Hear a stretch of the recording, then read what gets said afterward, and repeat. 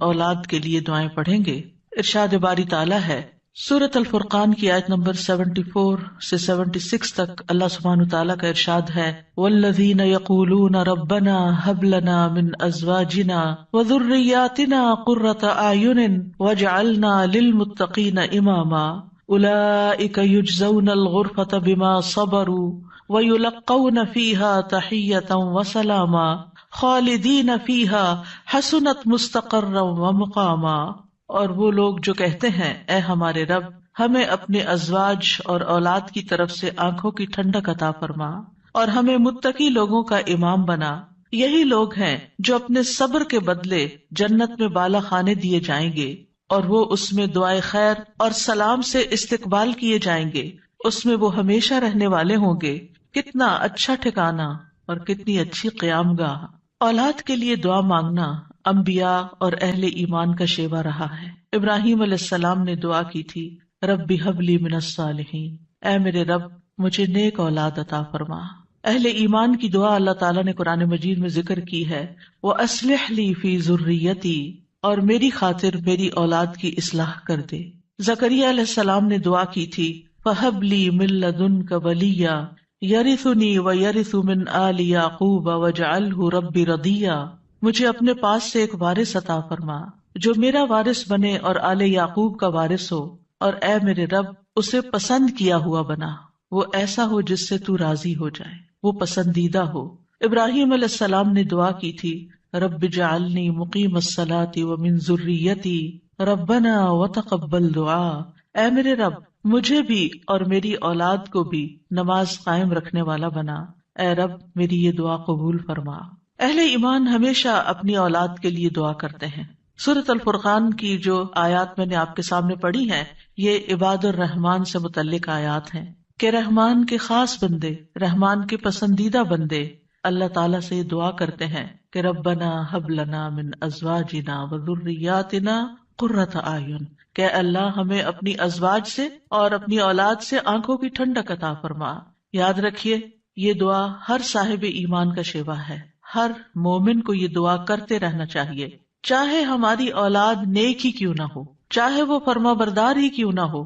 چاہے وہ قرآن کی حافظ ہی کیوں نہ ہو، چاہے وہ دین کی عالم ہی کیوں نہ ہو، پھر بھی یہ دعا مانگتے رہنا چاہیے، اس لیے کہ دل رحمان کی 2 انگلیوں کے درمیان ہوتا ہے، وہ جیسے چاہے انہیں پھیر سکتا ہے۔ ہمیں نہیں معلوم کہ آج اگر ہماری اولاد دین پر ہے تو کل اس کا مستقبل کیا ہوگا، اس لیے کبھی بھی اس بارے میں بے فکر نہیں ہونا چاہیے۔ نیک سے نیک ترین اولاد بھی ہو، تہجد گزار بھی ہو، صائم اور قائم ہو، لیکن پھر بھی دعا کرتے رہیں۔ اگر آپ کی اولاد نیک ہے تو آپ کی دعائیں ان کی نیکی میں استقامت اور اضافے کا سبب بنے گی، یعنی وہ مزید نیک بنے گی، ان کے اندر مزید استقامت آئے گی، اور پھر اسی طرح ان کا ایمان بھی بڑھے گا۔ اور اگر وہ نیک نہیں ہے اور اگر وہ آپ کی آنکھوں کی ٹھنڈک نہیں ہے تو اس دعا سے انشاءاللہ وہ آپ کی آنکھوں کی ٹھنڈک بنیں گے۔ تو ہم سب کو بھی یہ دعا کرتے رہنا ہے کہ اے اللہ ہماری اولاد کو نیک بنا اور ان کو متقین کا امام بنا، یعنی تقوی والوں کی صحبت میں ہوں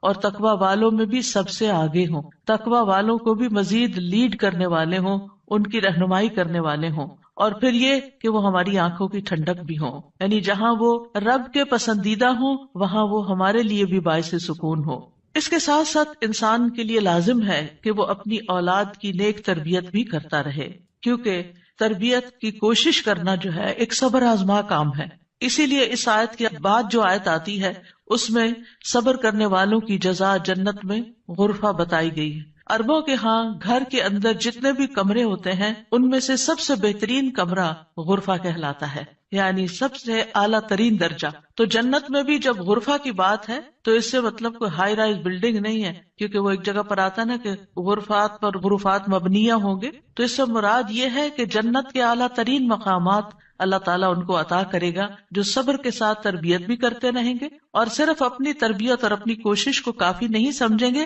بلکہ اللہ تعالیٰ سے دعا بھی کریں گے۔ اور بہت دفعہ ایسا بھی ہوتا ہے کہ ہم تربیت میں پوری کوشش کر لیتے ہیں لیکن اس کا اثر اولاد میں نظر نہیں آتا، اولاد آپ کی ایکسپیکٹیشن پہ پوری نہیں اترتی، آپ جیسے ان کو دیکھنا چاہتے ہیں ویسے وہ نظر نہیں آتے۔ کیا ہم نوح علیہ السلام کی تربیت پہ کوئی شک کریں گے؟ ان کے 4 بیٹے تھے جن میں سے 3 بہترین بیٹے ثابت ہوئے، لیکن ایک بیٹا اپنے ہی راستے پر چل نکلا. تو اس میں انسان کی کوشش اگر ہو اور انسان کے بس میں ہو اولاد کی اصلاح، تو وہ سبھی کو سیدھا کر کے رکھ دے. لیکن یاد رکھیے، کوشش ہماری، دعا ہماری، اور اس میں اثر ڈالنے والا اور اس کو ہماری آنکھوں کی ٹھنڈک بنانے والا صرف اور صرف ہمارا رب ہے. اس لیے مومن صرف اپنی کوششوں پہ بھروسہ نہیں کرتا، بلکہ وہ اپنے رب کو پکارتا رہتا ہے. اور پھر عام طور پر یہ ہوتا ہے کہ ہم اس دعا کو اپنی دعاؤں کا حصہ نہیں بناتے. ہاں، جب اولاد کی طرف سے کوئی تکلیف پہنچتی ہے، جب وہ ہماری کوئی بات نہیں مانتے